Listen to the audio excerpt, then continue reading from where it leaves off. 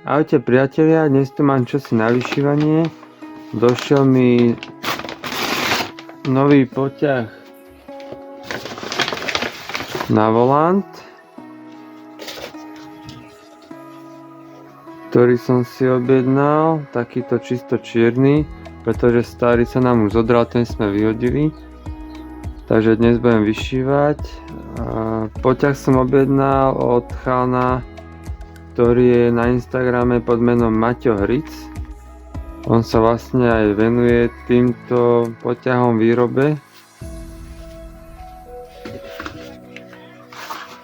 Aj robí aj poťahy na osobáky, aj na kamiony, na autobusy, aj v rôznych farebných kombináciách. Takže dnes bude o zábavku postarané a ukážem vám potom finálnu fotku.